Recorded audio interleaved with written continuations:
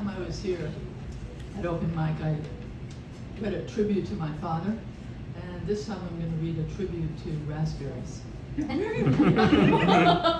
It also happens to include my father and older brothers again. So this is Raspberries Then and Now. The only bad thing about raspberries is remembering how to spell it. Everything else about the berry is perfect. I first encountered them in my father's garden. He loved when his children would join him there. Delving into the raspberry bushes involved standing out in the hot sun and bravely facing the dangers of buzzing bees and prickly branches. Even under these harsh conditions, my brothers and I took the challenge. Once we saw the bright little red colors beckoning us forward, there was no turning back. I mean, you could turn back, but then you'd be the only one, empty-handed on the way home. I was determined to go forth into the battlefield of berries and emerge victorious. It was important to take it one step at a time, then reach out with trust. Despite the fear of bee stings in the summer heat and getting scratches on my arms and legs, I was able to reach out and touch each berry one by one to decide if they were ripe for the picking. Dad said they should just fall right off. Don't pull too hard. Good advice. We'd walk home single file on the narrow dirt path covered by a shady canopy of dark green trees, carrying our baskets of bounty back to the cozy kitchen.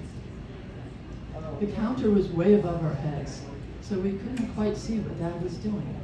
But from experience, we had a pretty good idea. Yes, he handed us each a bowl of vanilla ice cream with our still warm from the sun raspberries all over it. We were stunned every time. How could Dad create such an incredible gift? What a brilliant idea. Cold and warm at the same time, with the perfect blend of sweetness. Everyone got very quiet, each indulging in our own private bliss as we ate up the fruits of our labor. It was one of the few times there was no talking among us, no discussions or arguments of any kind. We could hear only the sound of spoons clinking on bowls, and sometimes,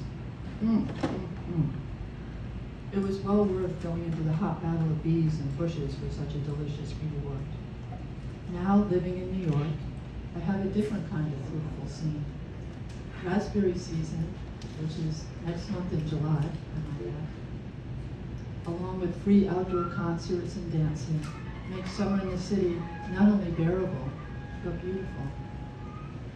The sidewalks are filled with fruit and vegetable stands on almost every corner, it seems like.